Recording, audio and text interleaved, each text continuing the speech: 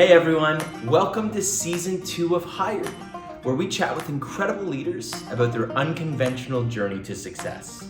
From the highs to the lows and everything in between, these stories are a testament to the power of resilience, determination, and a little bit of luck. I'm your host, Mike Thompson, and on today's show we welcome Alice Goguen Hunsberger, VP and Global Head of Customer Experience with Grindr. We'll chat with Alice about her path of rebellion, her time as a punk rocker, and her Magic the Gathering days, and ultimately how her passionate curiosity led her to Grindr. So without further ado, let's jump in with Alice. Okay, so Alice, take me back to childhood. Paint me a picture of what was it like? Where did you grow up? What was the household like? Siblings, parents, what did everybody do? And take me back to childhood.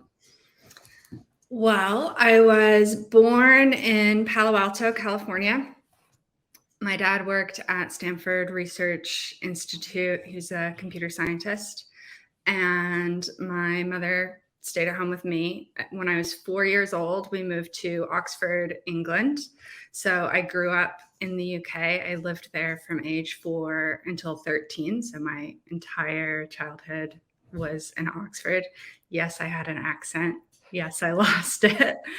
And my childhood was great. So my dad was a professor of computer science at Oxford University, and my mother was, staying at home with me, but also I was raised as a Buddhist. Both of my parents are Buddhists, and so she was very involved with the Buddhist community.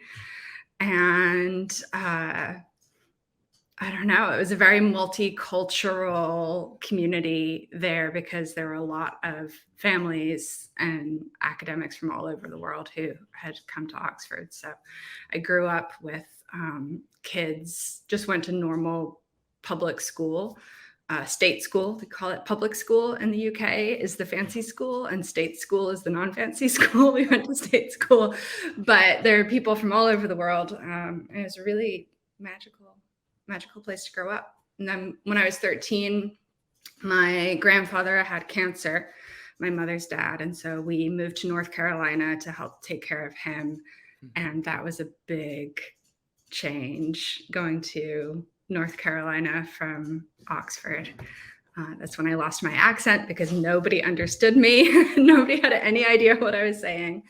And yeah, it was probably for the best, because being an American with an English accent would be weird. People would think that I was like a theater dork with a fake accent or something. So Palo Alto until you're 4. Dad was obviously in a professor. Was school and that ingrained early on as really important, or what was your relationship to education given your dad's profession? That's a good question. So education was definitely important, but there was never any pressure for me to be anything but myself. And my parents didn't particularly care where I went to school as long as it was something that worked for me. And so there was a lot of intellectual curiosity and interest in lots of different subjects from both of my parents my whole life. And so I had the freedom to explore whatever I wanted, and they weren't particularly worried. They're like, oh, you're smart, you'll figure out something, create your own path. I was really grateful for that. So I never felt any particular pressure. It's interesting. I mean, in terms of your dad being in the sciences, you would think like it would be about grades or discipline that way, but it almost was more value placed on learning and exploring the aspect of learning versus get good grades, get the right answer, which is traditional science in a more generally science-based background. Yeah, absolutely. More about what you learn than how you learn it or what it looks like. Very cool. Very cool. And were you a good student? Do you remember early days, like kind of elementary, high school? Like, did you get good grades? What subjects kind of drew your interest? Yes, I was a good student, but only the things that I cared about and not the things that I did not care about. So, English and creative writing came probably the easiest to me, were the subjects that I was the best at. Throughout elementary school and middle school, I did really well at pretty much everything, including math and science. And then moving to North Carolina, I actually skipped a grade when I came. So when I was 13, I started ninth grade instead of eighth grade, because the idea was going into eighth grade as a new student from another country would be pretty hard. And the school system in the UK was a little bit ahead of the school system in North Carolina anyway. And so the only issue with skipping that grade was math, because the way that math was taught was completely different. And I missed this whole foundational pre-algebra year. And so at that point, I just totally lost the plot and was like, I don't understand math at all anymore. I don't care about it. And so I think I got C's in math. Like, I managed to get through the classes, but I struggled and I did not enjoy it. And so then I knew, okay, I'm probably not going to be a mathematician like my dad. But that must have been a tough transition, coming from a different country at 13 to, a new school where social circles are formed, all of these things, and you're thrusted into high school at a young age. So like, you're already different because you're coming from the UK, you probably still have your accent, and now you're younger. How was that transition? That must have been challenging. I did not do well with the conservative culture in North Carolina, and rebelled against it. And I think the combination of moving to a new country, my parents had recently gotten divorced, so it was just my mother and I who moved. My grandfather had gone through cancer and died. And so there was a lot going on in my life. And so I went through a goth phase, and I dyed my hair black, and I wore all black, and I listened to metal music. And then I discovered punk and DIY hardcore music, sort of underground punk music, not the stuff on the radio. And that introduced me to this whole culture of people who created things themselves. They had shows in the basement and didn't need adults to organize things for them. And they were creating magazines and screen printing posters and going on tours and involved in activism and supporting causes about equality. And that really opened up my world. And so that was sort of how I coped with being different, as I leaned into being different. And I was like, I'm different from everybody else. I am just going to become extremely different from everybody else. And so I had this kind of prickly exterior. And it's still that way. You just don't really know. But I have, full sleeve tattoos and very tattoos everywhere. And so I'm sort of this mix of very rebellious and countercultural, and yet also very, warm and friendly and caring and not at all scary or intimidating. And people often don't expect that juxtaposition.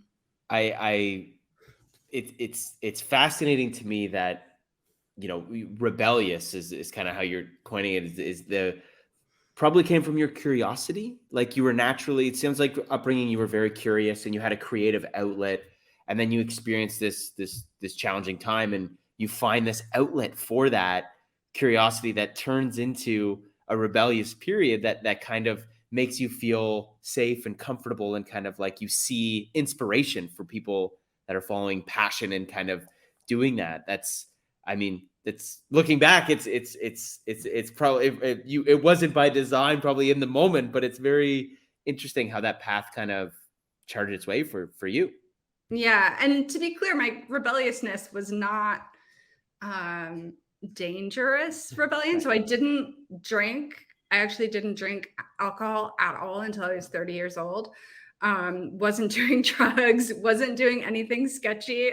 So it was sort of this exploration with what, I don't know, what society expects of you or what you're supposed to look like or act like while still being incredibly practical and sensible and risk averse, which I tend to be. So it's a rebellion within this very safe box. But I think I am very curious about kind of pushing the edges a little bit and being curious and saying, okay, what happens if I do this? Or how do people react? Or, how can I help people not make snap judgments of me or of anybody else? And so I kind of like to explore those boundaries a little bit. Do you think did that start happening when you were in the UK, or did it really kind of take off when you came to the US, back to the US? Is that's kind of where that kind of was born? Yeah, I was pretty normal in middle school because I had friends who I'd known my whole life, and so it wasn't. I didn't really have a need to push boundaries at all until I realized that they existed when I moved to a new place and everything was kind of turned upside down. So I always wonder what would have happened if I had stayed in the UK through high school, what I would have ended up like. If my personality had been different, or if I had, would I have started to rebel in teenagehood if I stayed in the UK, or was it really a phenomenon of all of those things happening in my life at once? I don't know. And was it easy to make friends in this community, kind of this underground, rebellious, gothic type of community that you found yourself in? Or was it still, were they in your school, or did you have to seek that outside, or did you kind of find a tribe through school? I had a few close friends, but not too many. Most of the people who listened to the same music as me drank a lot and did drugs, and I wasn't interested in that. So we would hang out during the day, but at night, not so much. So most of the people who I became friends with were through music, but in, other towns. And I didn't really make any super close connections really until after college, when I moved to New York City. Yeah. So high school, you graduate with straight A's, good grades. Other than math and science, yes. I had, straight A's in AP classes in English and humanities and, history and such. And then passing grades for math and science. And if you could ask the high school version of Alice, what did she want to be after high school? Like, did she want to go to college? Did she want to start working? What were her ambitions and dreams in terms of where she thought that she would end up? I wanted to change the world. And so I wanted to study economics and political science and activist-y subjects because, I just wanted to make the world a better place. And that was sort of the direction that I thought would facilitate that. So that was my hope and plan. And did you have any role models or mentors around that time, teachers, professors, even people that you looked up to that was like, hey, this is the path that I think I'd like to model after? Not really. My mother, a little bit. So my mother, for a few years, had worked for Oxfam, which is international nonprofit, started as Oxford Famine Relief, but became much bigger and international. And so she had worked with some really incredible activists and advocates as part of that NGO. And so I always thought they were so cool. So I think it was my mother and her friends, and I sort of wanted to model myself after them and work somewhere similar. Very cool. So were you applying to a bunch of different colleges at high school? Did you know which one? One Just college? one. Yeah. Just one. And you went one for one. Yeah, I was pretty sure. So I went to Antioch college in Yellow Springs, Ohio, and it was the school that my mother had wanted to go to. But her dad didn't let her because in the 60s and 70s, when I guess the 70s, when she was wanting to go there, it was very radical and progressive. It was the college that Coretta Scott King went to. There was a lot of civil rights activism that went out of that college and a lot of just progressive activism in general. And my grandfather said, that is too wacky. We are not paying for you to go there. You have to go somewhere more sensible. So my mother didn't go to Antioch, but she always wanted to. And you were asking about grades. I was very frustrated about grades. I thought tests were stupid. I didn't approve of them. I thought memorization is not how it works in the real world. This was in the late 90s. And so the internet was, we had AOL, we could Google things and look them up. I knew that the future wasn't going to be me memorizing giant lists of things. It was really how I could express myself and how I could write essays or do other projects. And so I wanted to go to a school that had no grades because I thought they were dumb. So Antioch just has a pass-fail system. There's no grades. You do projects and essays, but they don't have any tests. And so that combined with a really progressive political slant, and they had a whole range of majors, many in these sort of subjects that like set you up to be able to work for nonprofits or advocacy. And so I was like, great, perfect, sign me up. But it was very, very tiny school. So at the time, I think there were only 150 people in each class. It was super, super teeny. It had been kind of less and less people signing up every year. And now it's even smaller.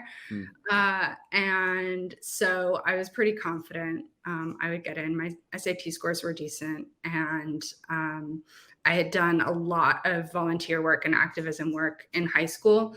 So I had fed the homeless for a few years. I did a soup kitchen out of my high school, like grandmother's kitchen. I wrote to political prisoners. I supported somebody who was on death row for a crime he said he didn't commit. And I was very naive, so I believed him.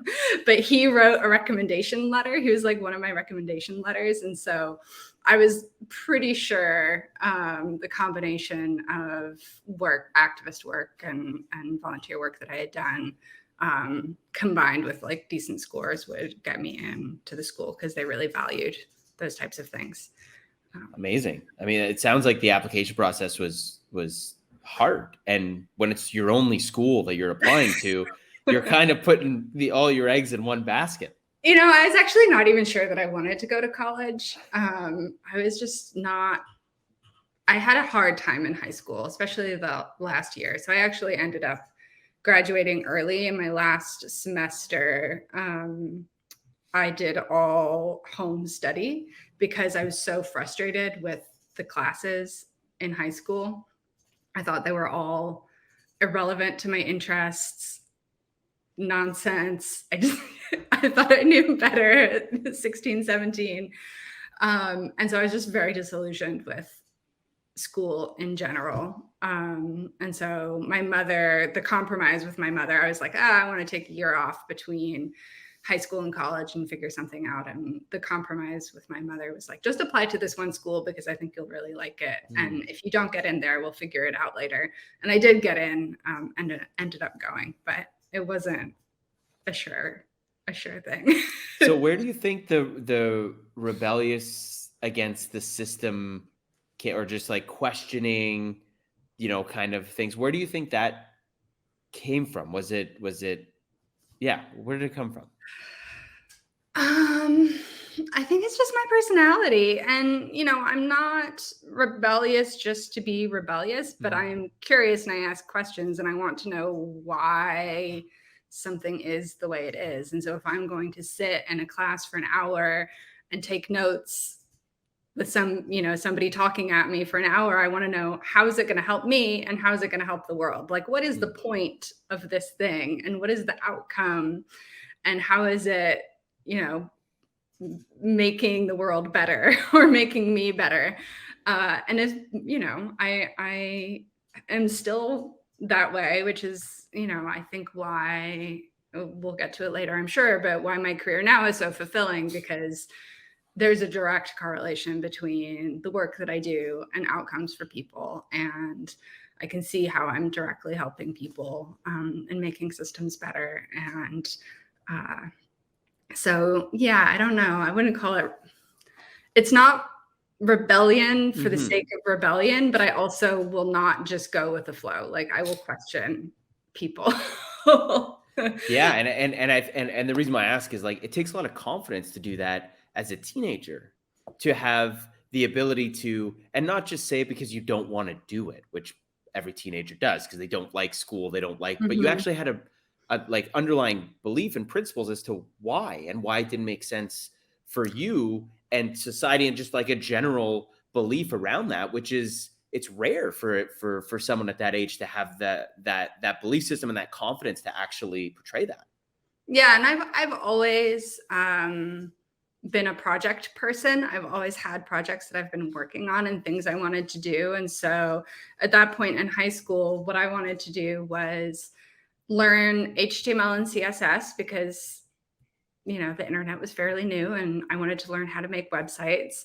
I wanted to learn how to silk screen and make posters. I wanted to create these zines, writing with political prisoners. Like, I had all of these projects in my head that I wanted to do, that I, was so interested in, and then was trying to compare that with, like, the electives that we had in high school, which were, read the newspaper and then debate with the entire class about why gay people should be able to exist, and I was just like, this is so dumb. I have much better things to do with my time. Yeah. So I think that the part of me that's fairly unusual is that self-starterness, where I actually do go do projects. I've done many, many, many side projects over the years and make things happen and do things. And I'm always kind of curious and trying new stuff. And so I don't have a lot of tolerance for doing, when I could be doing something better or more interesting, then I get a little frustrated. I find it fascinating that your curiosity results in action in the service of others, is kind of how you directed that at such a young age. It wasn't like, you were just doing things, you didn't like the assignments, you're going to do something else you liked. It was like, well, this isn't going to, in your words, this isn't going to impact the world in a positive way, where this will. So, like, this makes more sense to do. So already you were kind of finding more productive outlets to make the world a better place than these assignments that were just there for the sake of checking some boxes. Yeah. Huh. That's so cool. So you go to college, and did you fit in there with your people? Like, did you find a tribe there that you're like, okay, No. these are like no. No, it was a very small school. And I made friends for sure, but because it was such a small school, it was really hard. And again, I didn't drink at all. And that's what most college kids do. And so there was a little bit of a disconnect there. I actually made friends with kids who lived in the next town over, who didn't go to my college, but were part of the DIY music scene. And so for most of college, I dated a guy in a band, just very stereotypical, and was friends with people like the townies instead of people in my college. And I never really had any close friends in college, which was pretty surprising to me. Music seems like it was a pretty big part of your life, and an outlet where you found a voice and found some inspiration. Like, is that still true today? Less so. I think like a lot of almost 40-year-olds, I'm still stuck in the music that I listened to in my teens and 20s. So I still listen to new music, but I don't go to shows anymore. It's exhausting to me. I go to bed very early. I have a young child, and yeah, not as involved with music as I used to be, for sure. Fair. So you're at college, and were there subjects there that kind of spoke to you more than others? Did you find a passion for like, okay, this is kind of what I want to be when I grow up? Did you Yeah. find that voice there, and how did that come about? Yeah, so I started with classes in political science and economics, and I hated them. And I was like, oh no, what am I going to do? And then I took an elective, which just happened to slot into my schedule and seemed vaguely interesting, in video production. And I fell in love with it, especially editing. And I took another class in audio production and did a lot of audio editing. And so I sort of realized that what I wanted to do was do documentary films, specifically editing and post-production of documentary films. And so it was really a total random elective that I took that seemed semi-fun, and I totally fell into it. And so that's what I majored in, and that's what my career was right when I left college. Why documentaries? What was it about? Oh, because you can change the world with documentaries. I still had to have that little piece that was, trying to help, and cause-based, mission-based work, I think, is really important to me. So it seemed like a way that I could do filmmaking and tell people's stories and help raise awareness and help people empathize with others. And so, yeah, that's what drew me to it. Were there any passion projects in college that you did that, were stick out in terms of like, this project really kind of set me on that path where I'm going to do this for the rest of my life? No, I didn't do, I did a documentary film for my senior thesis, but it was pretty experimental, and I mostly just did it to mess with people. A lot of other kids in my class were doing these documentaries that were like about themselves and their families and exploring what it means. And they were very kind of navel gazy. And in retrospect, now I'm like, actually, it's really important for people to be able to tell their stories, and especially when they're marginalized, from marginalized communities, and stories like theirs aren't in the media. They probably had never seen films made that were about families like theirs. And so now in retrospect, I'm like, that was actually really great. But at the time, I was a little like, every single other person in my class is making exactly the same film. It's just like about themselves. And so I was like, I'm going to do something different. And so it was it's very experimental. I think the other part of it was I wasn't interested in filming. I didn't actually like filming very much, but I really loved editing. And so I went out and filmed a bunch of random footage, and then had a lot of fun editing and piecing it all together and adding music and graphics and stuff like that. So it wasn't very good. I'm sure now if I watched it, I would cringe, but I got pretty decent at editing through playing around there, which was fun. And then another project that I worked on in high school, or not in high school, in college, was I worked on the film Dave Chappelle's Block Party, which was really great. So I was a production assistant, and the film is basically Dave Chappelle is from the town where my college is, this tiny little town in Ohio. And he wanted to drive around rural Ohio and pick up random people and then take them to a block party in Bed-Stuy, Brooklyn, with a bunch of really famous hip hop and R&B artists. And so I was on the bus helping make that happen. And then got on, went all the way to New York and helped with the production in New York, and then came back. And it was so exciting to be part of a real film production and see how they really worked. So that was really cool. Did that experience make you believe that you were going to go to Hollywood and do this as a career? Yeah, I mean, it seemed doable. I didn't want to go to Hollywood, so the choice is if you want to work in film or New York or LA, and I was pretty thoroughly an East Coast girl. I had family who lived not far outside of New York, and so there was more of a family backup connection there, and just, I don't know, LA has never really been appealing to me. So I moved to New York. Now, did you have a job before you moved to New York, or did you get a job? No, I moved to New York with like $200 in savings, got an apartment with a friend of mine who I knew through music scene, and started trying to find a job. How did that trying to get your first job process go? Did you apply to a lot of jobs? Did you get a lot of interviews? How was that process? Landing in New York, backs against the wall, you got $200, you need to get a job. What was that like? It was fine. I had this self-confidence of, 21-year-old, like, hey, figure it out. I applied to a lot of jobs.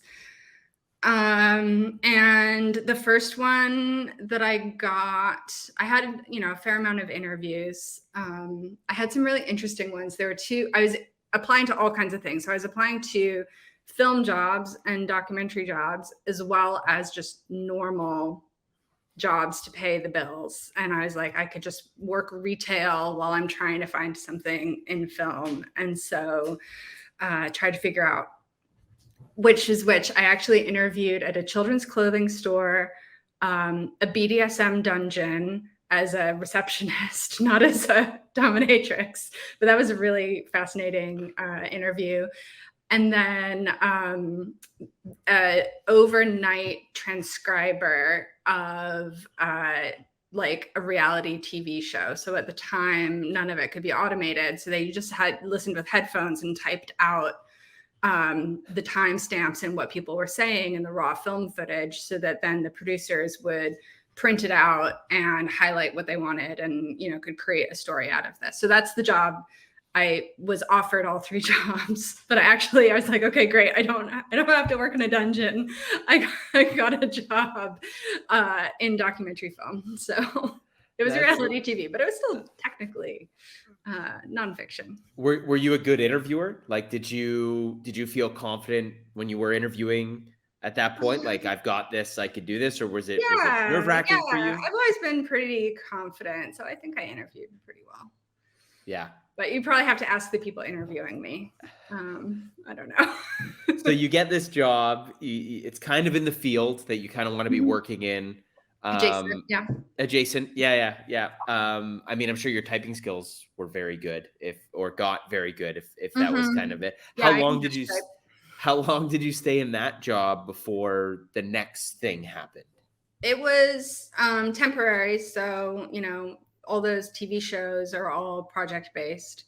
And every other job that I got since that, so I was in New York for 5 years working in film and TV. And basically what I did, and this is what I tell people to do now, is I just asked around, and I was like, found the people who were the editors who were there during the day doing the job that I eventually wanted. And I was like, how did you get here? What did you do? What would you recommend? Do you know any other jobs? I'm looking for something after this one, just letting you know, like through, trying to be super friendly and curious and asking questions and putting myself out there. And so one of the editors on that job had a friend who was trying to find somebody and recommended me. And so I got that job. And then from that job, I knew someone, it just kind of spreads from there. So every other job that I got was word of mouth. I never had to just cold apply again in New York. Wow. So for 5 years, you were able to network your way through this job, that job, this job. And why did you stop? Like, what was the moment at year 5 where you were like, you know what? I'm tired. I'm done doing this. I want to do something different? Was there a moment that you transitioned careers or knew that it was done and you wanted to do something different? What was that like? Yeah, so it was 2009 and their economy was not doing well. There was a recession and nobody was really making many documentary films. It was pretty difficult. And I kind of figured out that I really hated freelancing. I didn't like not knowing when my next job was going to come because I like having control over things. I like having a plan. I like knowing what's coming next. And it was super stressful for me. And the hours were very, very long. So you would work very long hours for months on end and then have no idea if you were going to get another paycheck or another job. And it somehow always worked out for me, but it was touch and go quite a few times. And so I was becoming kind of disillusioned with the film industry in general. And I also had a side project that I had been doing for a little while, one of my projects, which was in New York. I got really into playing this collectible card game called Magic the Gathering, and super nerdy. And I had a group of friends who I played very regularly with, and we started going to these competitive tournaments.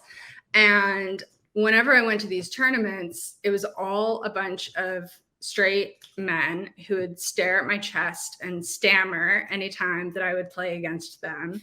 It was awkward and horrible, and I hated it. And I was thinking, like, in New York City, where there's millions of people, why can there not be a tournament that's much more inclusive, where everybody feels welcome and somebody will actually kick people out if they're making other people feel uncomfortable? And then I did what I always do, which is like, I could be that person. If I want this thing to exist, I need to make it happen.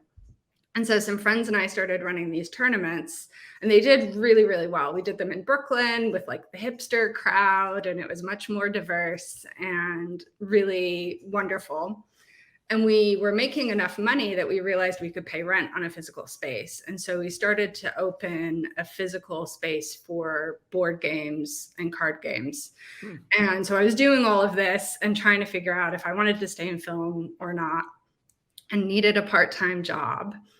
And one of our clients was the founder of OkCupid, which is a dating app. And another one of my side projects when I was in college was I created an online forum, a message board for trading vinyl records and talking about DIY hardcore and punk. And I realized online forums need moderation. And this is before MySpace, before Facebook, before any kind of social media. It was in, I guess, 20 years ago now, in the early 2000s. So I had a little bit of experience with online communities and moderation. And so my friend who founded OkCupid needed moderators for OkCupid, because on dating apps, you need to be able to look at bad profiles. And because I'd had this experience, he said, okay, great, I'll hire you. So I got this very part-time hourly job as a frontline content moderator, completely different from film, but it paid the bills while I was creating this other business. And I loved it. It was fascinating. It was so interesting. And working in the tech industry was really fascinating. I loved learning about how the website worked and how to troubleshoot bugs. And eventually I got hired full-time as their very first customer support hire, because all the engineers were answering customer support emails, which went about as well as you can imagine. So I put my hand up and was like, I want to do more. You don't want your engineers answering emails. I can do that. And so that's kind of how my career switch happened. It seems like the theme of you and to this point in your story is, action created opportunity. Like, you were very active in your pursuits of, hey, there's an issue, or hey, there's an opportunity to do this better. I'm going to be the one to do this better. And that opened doors that maybe you didn't think were there on the surface, but you remained open and curious to anything that could present itself. And your curiosity really kind of combined with a passion. It seems like the is it the card game is Magic the Gathering. Magic the Gathering, that experience you had where you didn't feel safe, it wasn't inclusive, and you thought like, this is a problem, we need to do this, kind of, you started combining the foundation for what you had set your career mission and passion to be. Do you think that experience was foundational for how you wanted to express the inclusivity and safety and trust that you're so passionate advocate about today? Yeah, so my career at OkCupid was over 10 years, and I went from just starting the customer support department to any awful thing that happened to people related to, dating apps are wonderful. People meet the loves of their lives. They create families. It's beautiful. Also, anything horrible that humans will do to each other, they do. And so you get awful, terrible reports occasionally. And all of those came through me. And so I started to think about content moderation and trust and safety, and how can you proactively support people and help people and give them resources. And eventually after a few years, I was managing the support department and the whole trust and safety department as well. And very much my mission and why I stayed at OkCupid for so long was interest in inclusivity. And OkCupid was always a very inclusive, progressive company that really cared about everybody feeling welcome and having the opportunity to meet. And so that's part of why I stayed there for so long. And it's definitely been a through line, that sort of creating community and making people feel welcome, the through line in my whole career, I think.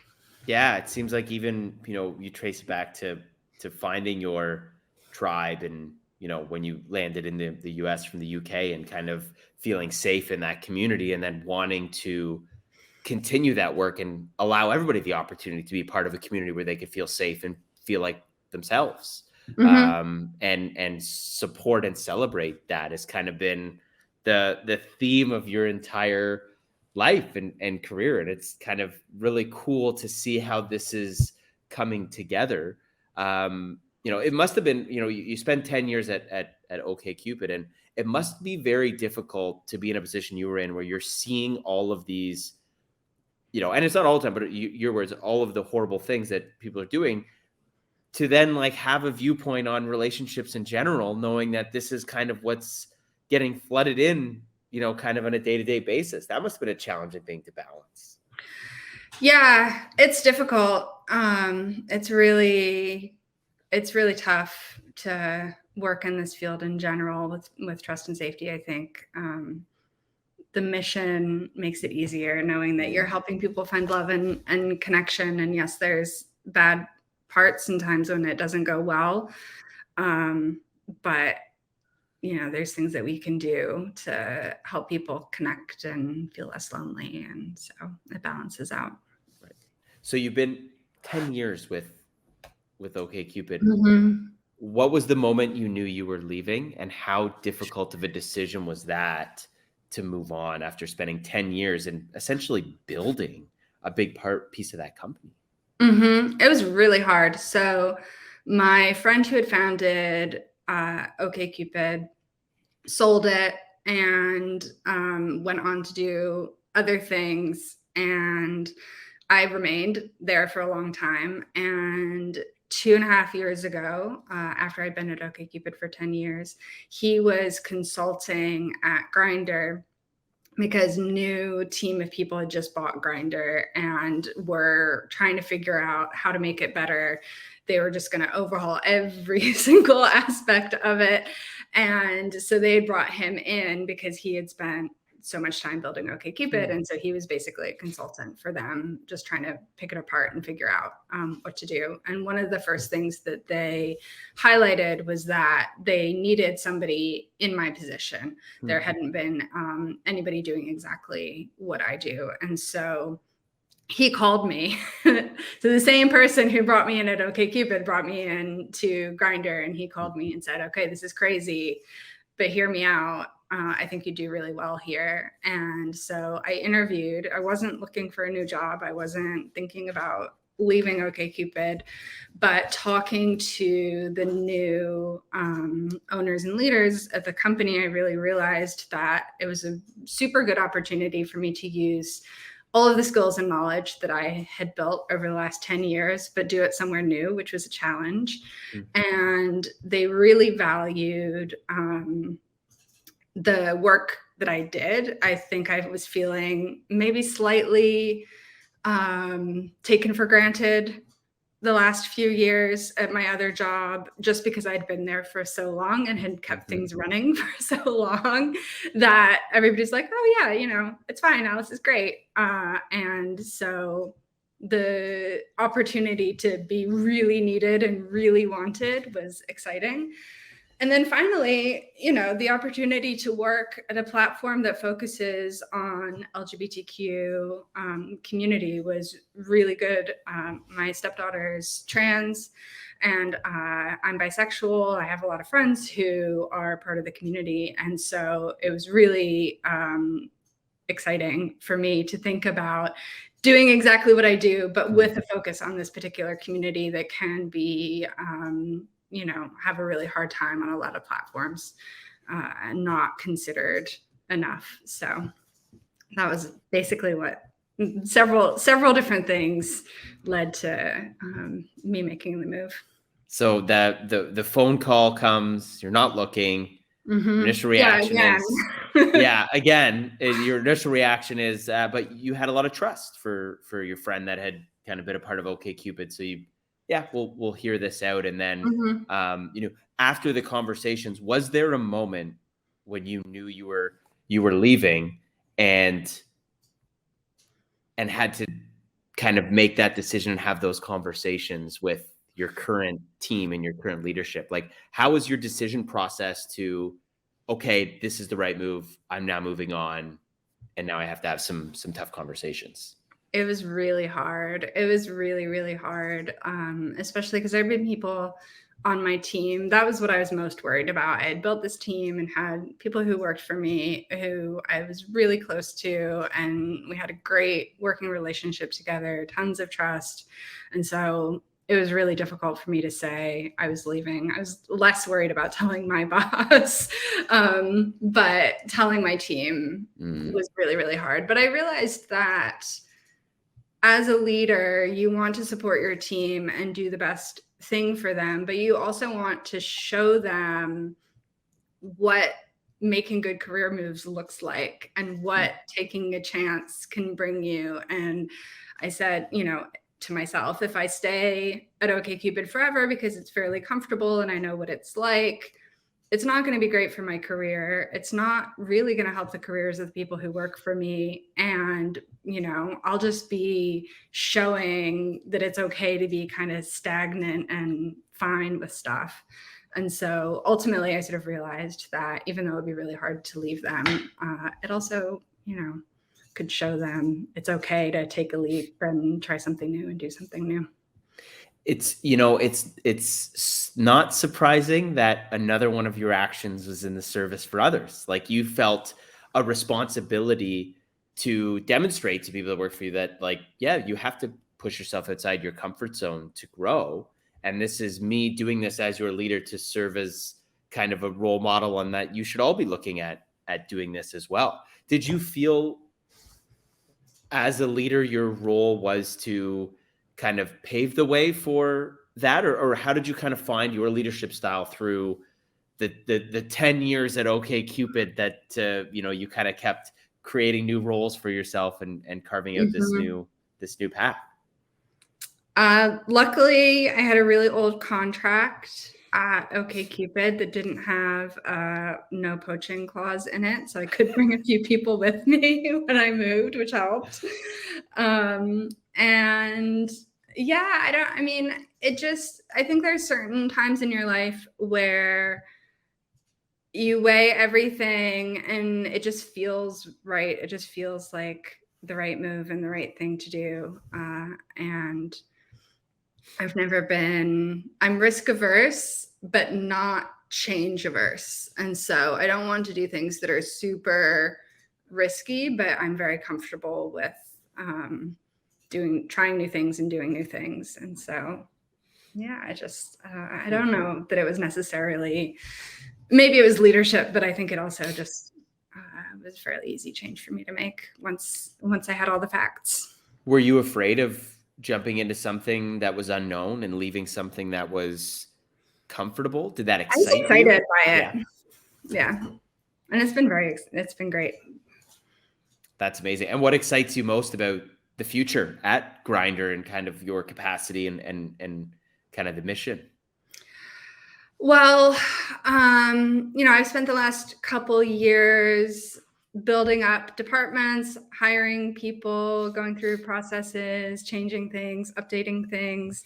And there's always more to do. The online dating industry changes pretty quickly. So every year is different from the next, which is why I've stuck with it for so long. It always evolves, and there's lots of really exciting features and projects and things that we're working on. So I think I've also been working more and I'm continuing to work more cross-functionally across the entire business. So not just focused on my particular team, but working with the executive team and other leaders at the company to help them do their jobs better and give them more information about what our customers want and need. And that's been really interesting and rewarding for me to kind of spread out my scope a little bit further. So it's been a good time. I'm sure there'll be more and more to do as time goes on.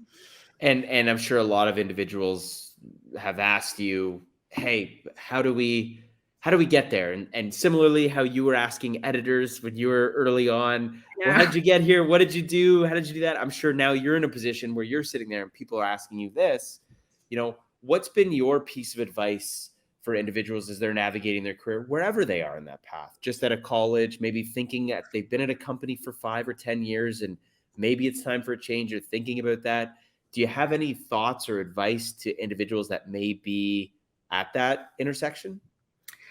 Yeah, I think my advice is to network a lot. I wish I'd done more of it earlier in my career, to ask people questions, to introduce yourself and chat and just kind of put yourself out there a little bit, and to stay really curious and open and try new things and do new things. And doesn't always mean that something will magically come to you. I have been incredibly lucky with my career and my life in general, and there's a lot of privilege that comes with that. And so I hate to give people advice that is like, oh, just kind of ask around and you'll get your dream job, it'll be fine, because it's not like that for a lot of people. But for better or worse, that's what happened to me. And so I feel a little unequipped to give people exact career advice for that doesn't involve a lot of luck, but the part for me that wasn't luck was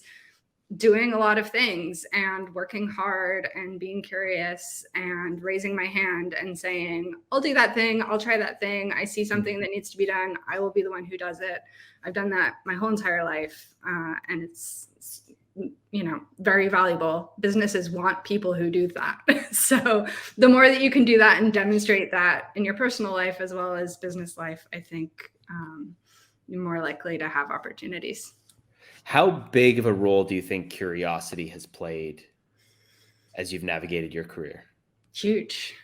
Yeah, it's been huge. Curiosity is the number one thing I think that I was raised with, the number one thing that both of my parents demonstrated, and one of the best things that's served me in my career. Amazing.